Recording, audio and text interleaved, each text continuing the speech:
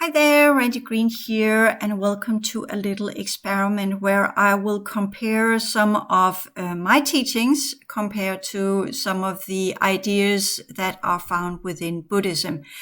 When I read or refer to anything regarding Buddhism, I am simply just on Wikipedia, the Noble Eightfold Path, which you can look up, the Four Noble Truths, and Dharma, all depending on how you want to pronounce it.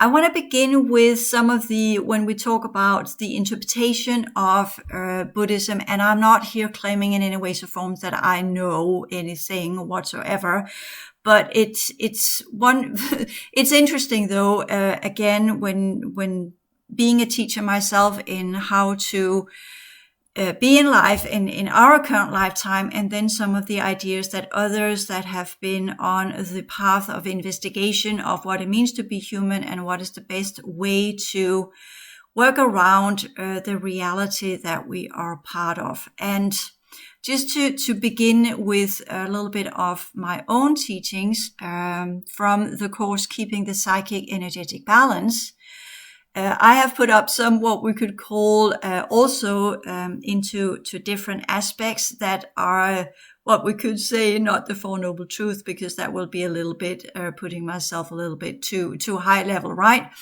But my perception of some of the things that we need to work with if we wanted to keep the psychic energetic balance. And balance in itself is one of the key words in Buddhism. So of course I am influenced by Buddhism in many ways and forms. I'm also influenced by what we could call the remnants of the sayings in Christianity. And when we talk about these things, it is important to understand that both within Buddhism as well as within Christianity, if we look into this one, many of the scholars within Christianity are looking at the Gospels and are saying, well, these are stories that have been created around some original sayings.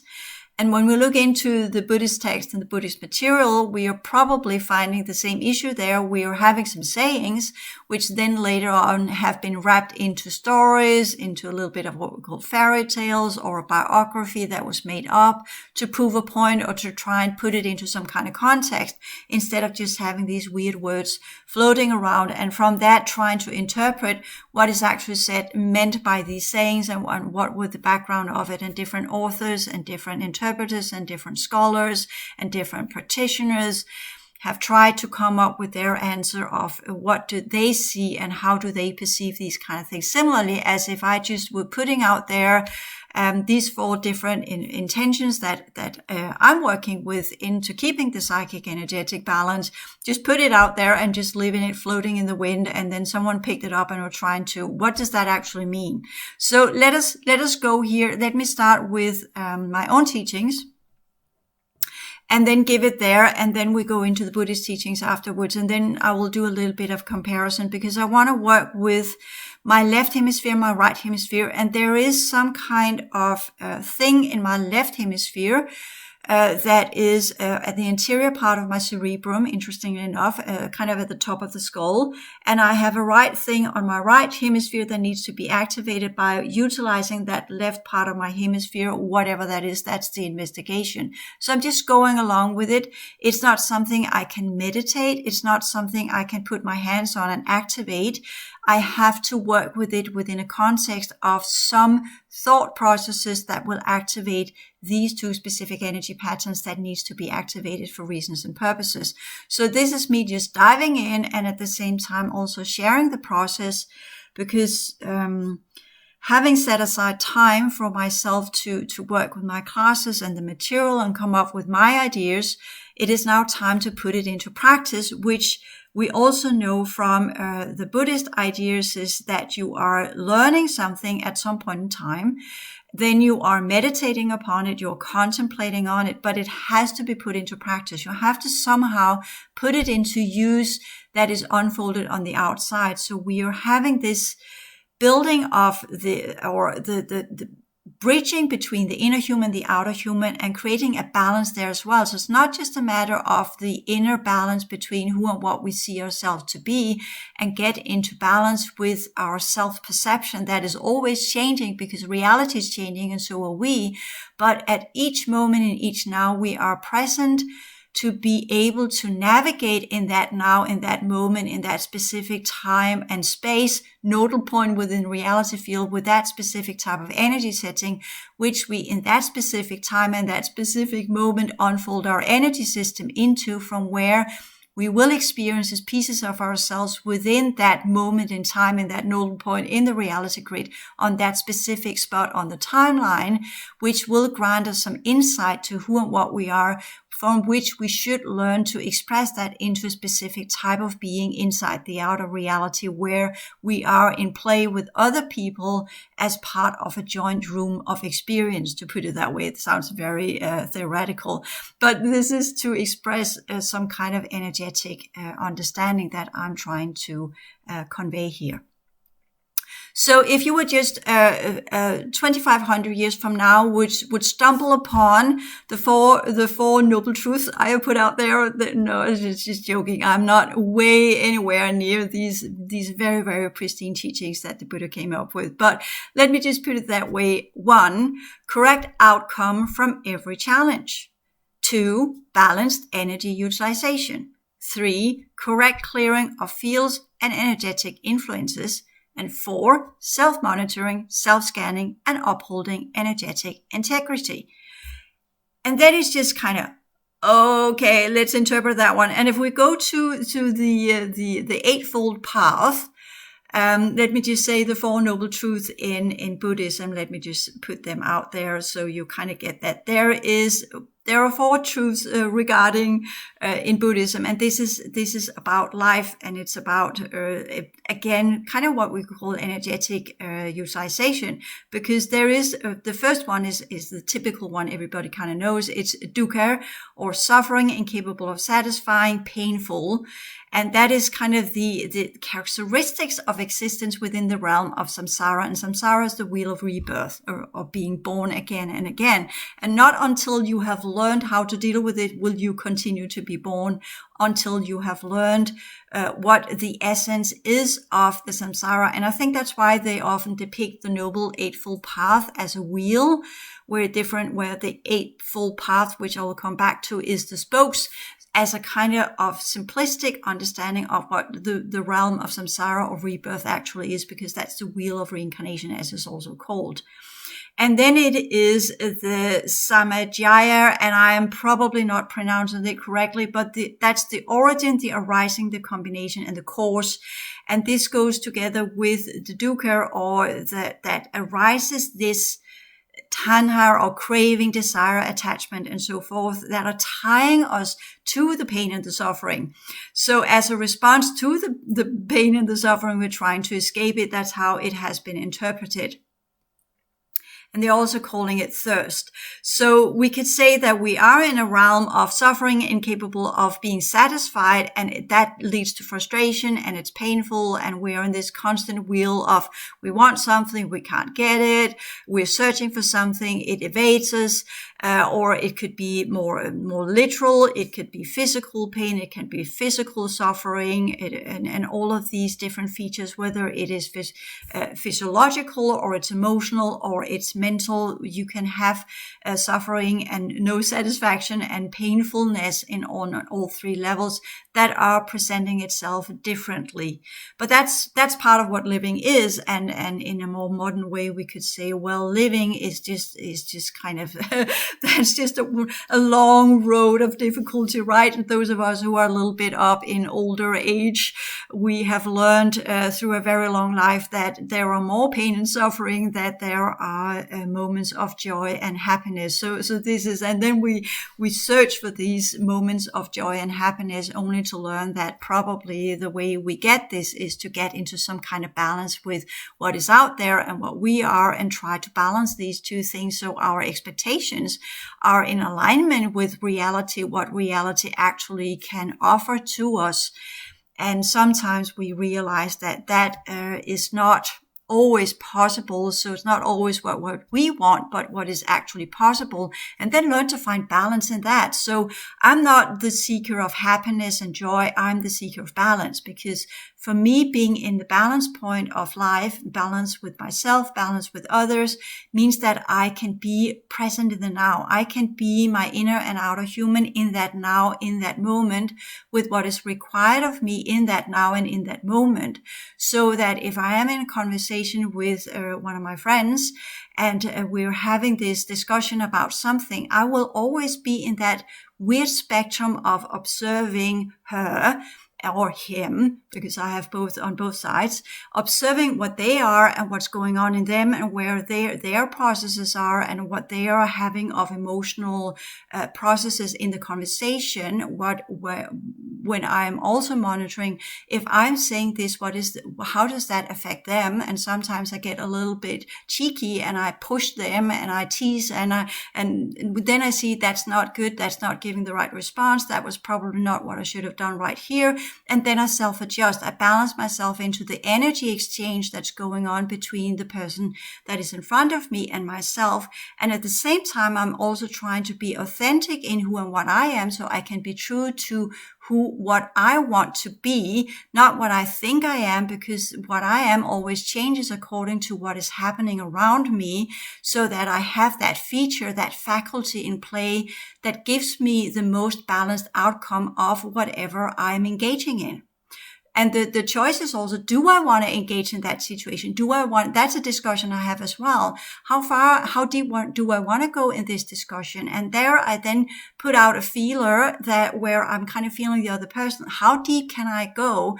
And then I push it a little bit and then I see how they respond. I see, their neurological structure cannot contain this. There's a kind of a door there. And then I just retract and create balance again. So that's a conversation for me. And that's an enormous amount of processes that's going on.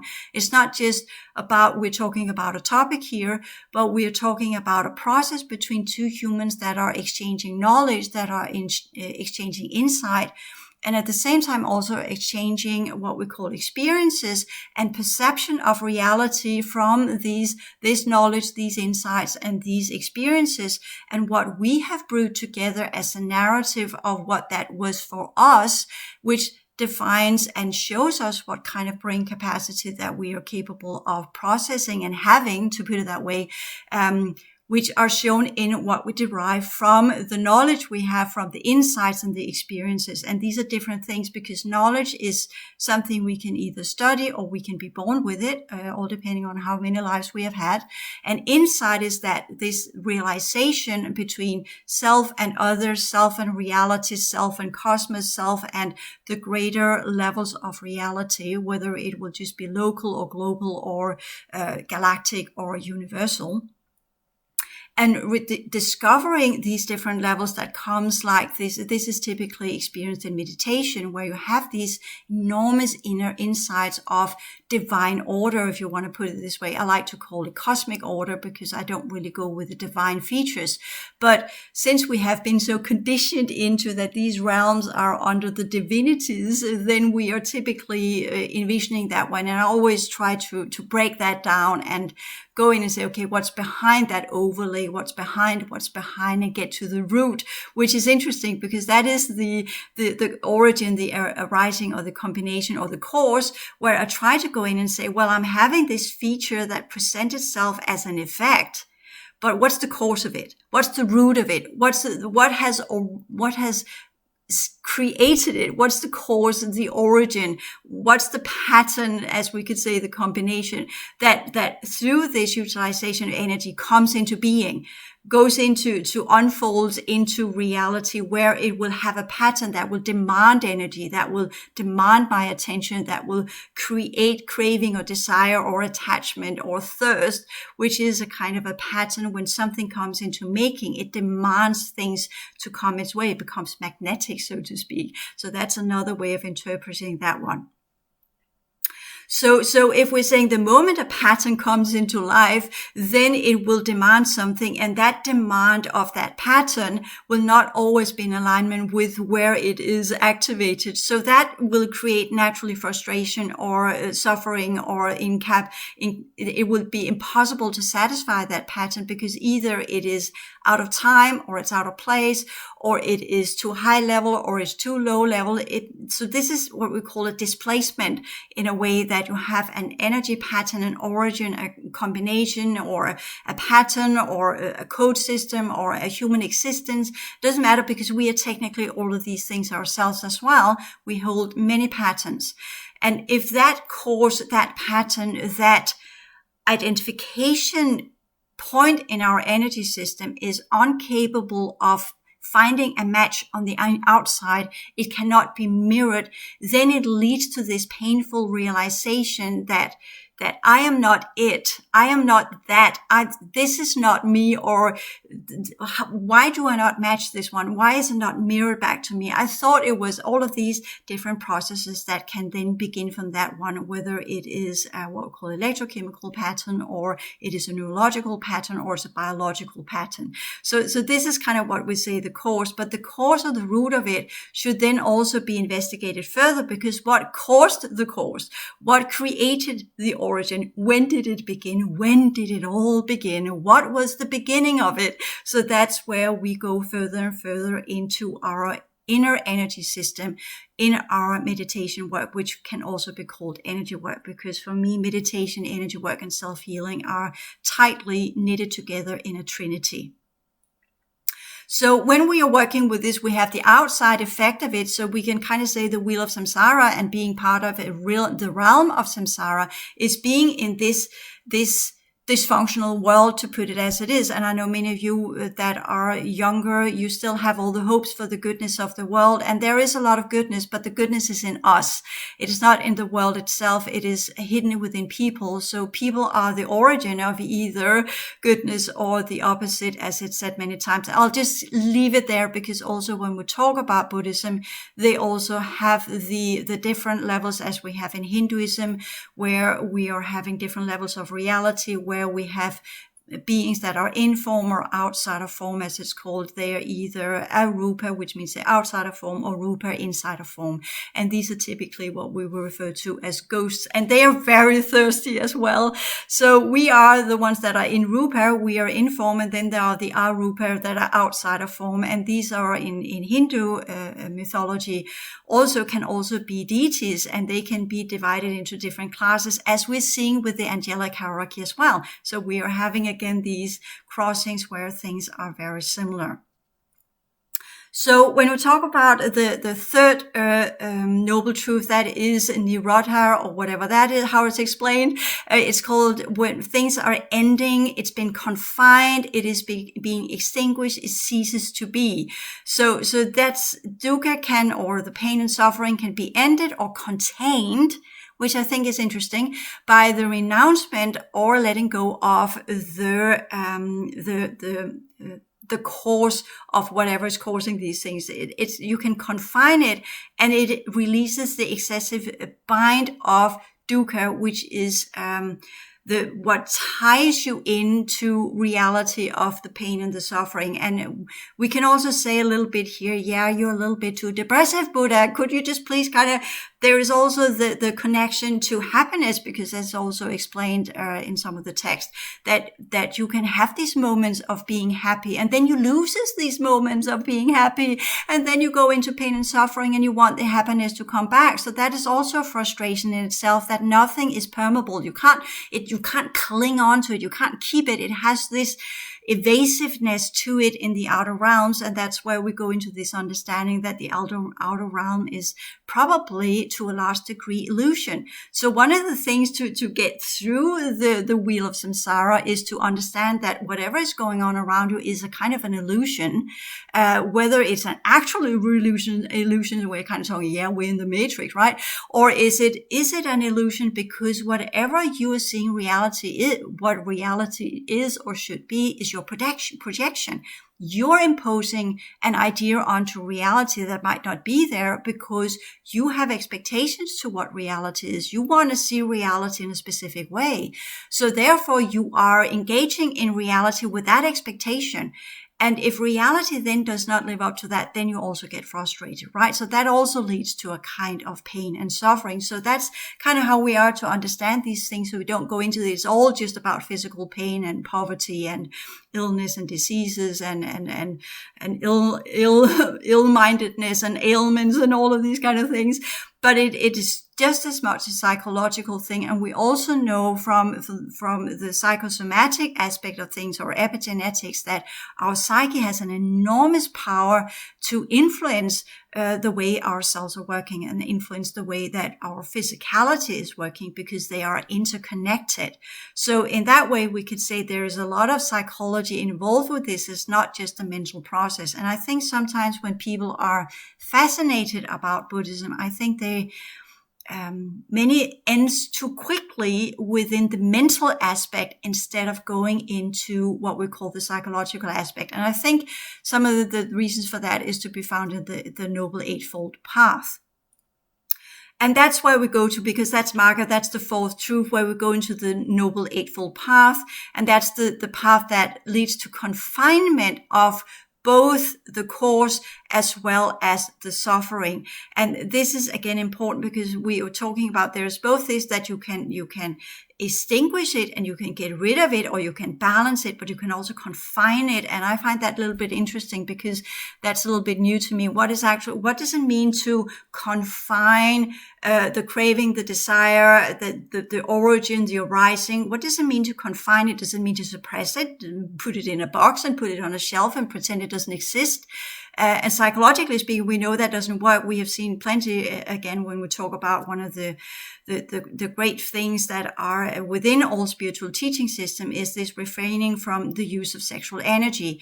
And it's often interpreted as misuse of sexual energy, and the kind of, what does that mean? And then we're trying to interpret what that means. And that has led to, for instance, some of the monks completely suppressing their sexuality, which then ends up in a big kaboom, because the male sexuality cannot as such be confined or suppressed. It has to be transformed, which Freud also talked about, even though I'm not a Freudian, but he was also talk about the sublimation of male sexuality into something else, something other creational, whether it was taking cold showers or go out for a run or whatever it was.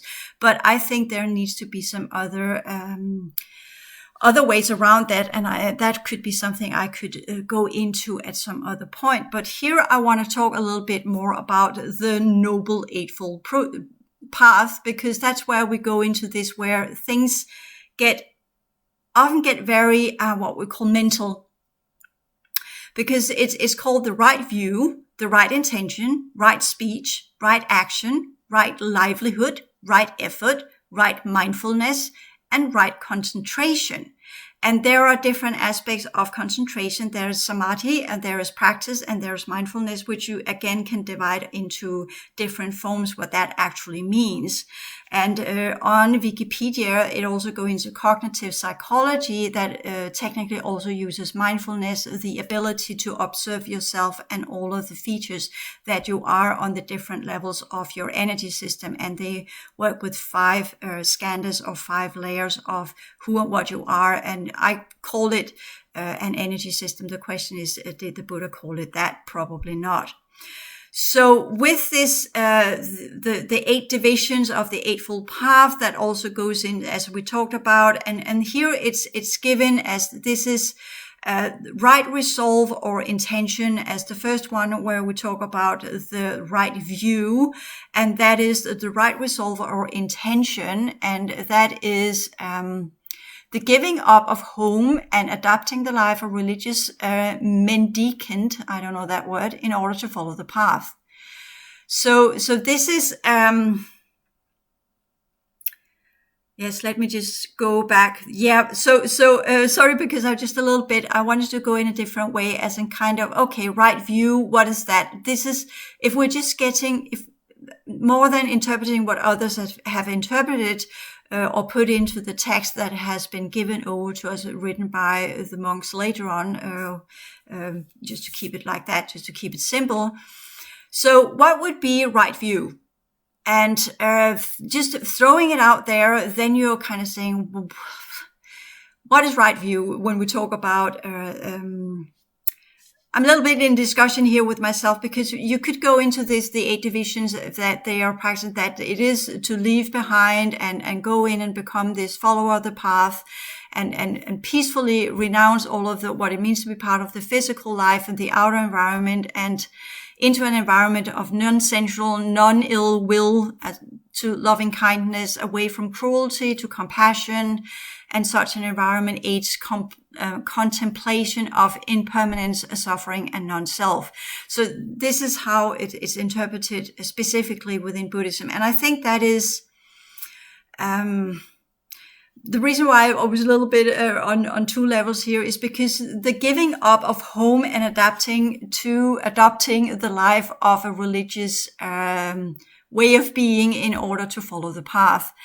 And this is, of course, when you talk to me, and if you really push me into a corner and ask me, Randy, what is your approach to these kind of things? Then I'm also saying, well, it depends on how deep you want to go, because if you really want to go completely in and resolve all connections to the wheel of incarnation. And I'm here not talking my usual speech within the alien agenda or anything. We're just looking at this philosophically with what in most people, the realm of interpretation, most people will have on that one. So in that attempt to say, okay, if I really want to get out of the wheel of incarnation, I have to let go of that world that is being presented to me on the outside. I have to let go of that illusion where I think that if I can master that world and become rich and powerful and have money and all of these kind of things, then I will have mastered the wheel of samsara, then the wheel of reincarnation. And this is interesting because it's actually the opposite. It's called sacrifice, but sacrifice also means to let go, and it means to let go in a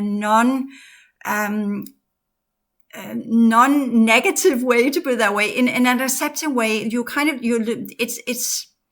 There are different ways to go around this. You can reincarnate so many times that you eventually get sick and tired of it. And then when you're born with a certain memory of, yeah, I'm kind of done here. And I'm a little bit like that. I was from very young age, I looked out in that world and I just saying, yeah, kind of been here, done that. It's really not that exciting.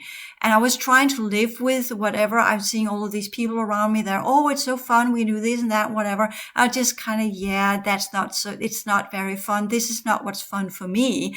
And what is fun for me is to go inside and discover all of the inner worlds and the expandedness of what it means to be human. That's what kind of sets me off, to put it that way. That's what I find interesting. So for me, it's no longer the carnal desires or what's going on being in a physical form, because I kind of already been there, done that. And but for a new soul, that is what is interesting there. And if we put it into that context, if you're a new soul that comes into this reality, and again, we're not going into the alien agenda, which I easily slip into. Let us just take it on a completely in a perspective of what we could say, what would a Buddhist monk or practitioner see this to be, because it's a little bit, it could also be a Buddhist nun, right? So what would we perceive this to be? Because, I'm probably old school in that kind of terminology. So if you're a young soul that comes into, and what is a young soul, right? This is where it becomes interesting as well, because when is a soul young? Does it mean is re-emanated or just emanated, or what is it? And if we go in with I forgot his name now. That's probably because I'm not supposed to mention it. So again, these things becomes impossible impossible to explain unless you go into the understanding of the origin of souls and the end of souls, so to speak. You can't just jump in the middle and say, oh yeah, young souls and old souls. But let us just put it that way. If you are a young soul, and I'm not going into the explanation of what that means, you come into the physical form, I have to say, you come from another system, you come from parallel system, you get into this physicality, you get into this form to begin with. So you're young soul in terms of being on this planet. Let's just put it in that context. Then the attempt to get control of the physical form is one of the hardest lessons ever. It's like coming into a physical form that is not as advanced as this soul might be acquainted with from other system. It is heavy. It is, to be honest, bad engineering. It's a meat suit. It's like an encapsulation. The energies cannot transform it. It has its own rhythm. It has its own energy, from where it unfolds its specific features. We are not really in control of that. We do not have the same holographic features as we used to have. You see, I'm talking from experience here. And the whole mastery of taking control of the physical form is in itself one of the greatest tasks ever. And in that, at the same time, we are also having this enormous amount of distractions that's going on out there that for the newcomer seems as the greatest adventure of all. This is the best world ever because there's so much to experience that kind of goes with this weird physical form. It has so much response to it. It's kind of the nervous system, the sensitivity of it, even though for those who've been around for a while, they lose that sensitivity. But we remember when we are young, when we're children, and when we're going into our teens, our emotions are enormously strong. Feeling something when we're children is like boom of rushes of electrochemical features. When we go into our teens and we get overwhelmed by the sexual hormones, it's kaboom. It's like the first kiss is like the whole face is exploding, right? So that's that. For the younger souls, that is an enormous experience to go into that investigation of what it actually means to be in human form. And while they're doing that, they are getting, to put it as it is, and I know how it sounds, but I just have to put it as it is. As they are experiencing all of these physical wonders, they are getting entrapped. This is entanglement. They're getting entrapped in different, let us put different webs, and this is where we can talk about when we talk about the formless and the unformless parts of our world, that the what is above and what is below, that is connected to us in the middle domain, so to speak. We're in the middle, and then where is the middle domain here? I'm not actually talking about the 5 domains that our universal structure is created of. I'm just talking about, if we're talking about high earth and low earth, we are in between, right? So this is where the ones that come in and begin here, they think, oh, this is so beautiful, this is so enormously fantastic, and the beautiful trees and nature and wow. And then it's all of these experiences that needs to be felt and seen, and the first life is amazing.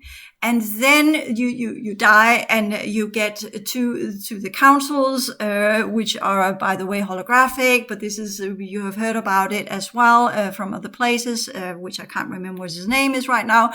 But you get up there and these are the advisory board that is kind of saying, well, you got a body inside this system. How did you use it?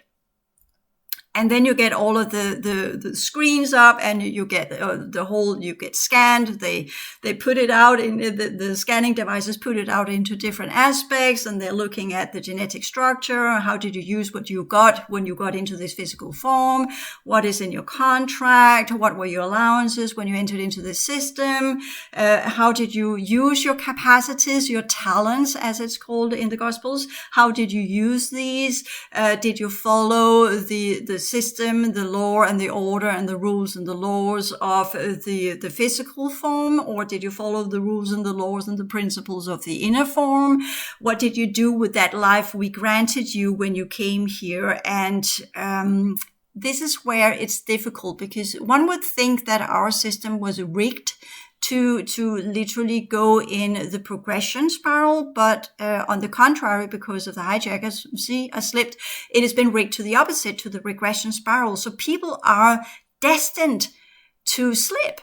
to fail when they get into this system. And that takes quite a lot of lifetimes and a lot of standing in front of the councils until you realize that what the and not right speech here, but you realize this when you stand there one more time and you see you have repeated this one more time and it's still the same stupidities. And I want to put in here a little bit of context as well, because when my grandmother died, I was not attending her deathbed for reasons and purposes.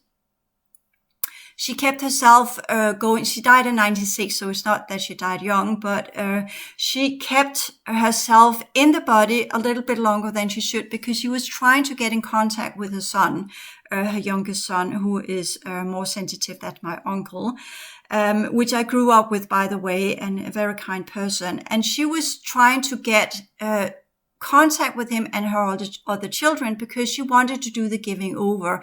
And why did she want to do the giving over? We have heard this, that people hang around for a while because some wants to comfort the ones they leave behind. But my grandmother was leaving this system, because this is what's happening in a completion cycle. That is where you have gone through the wheel of reincarnation, and at some point the contract is up. To put it that way, either you have worked your way out of the contract and you have received what you came here to get, and you've learned what you wanted to learn here if you were from another system and come in here to this weird reality, just to keep it simple, or your contract is up. Simply, you have had the number of rounds, all depending on which race you're from, because all depending on the contracts, the soul contracts as it's called, all depending on who and what has made you that contract, because sometimes these contracts can be quite tricky. But my grandmother had actually from one of the rounds where there's not so much manipulation and trickery involved.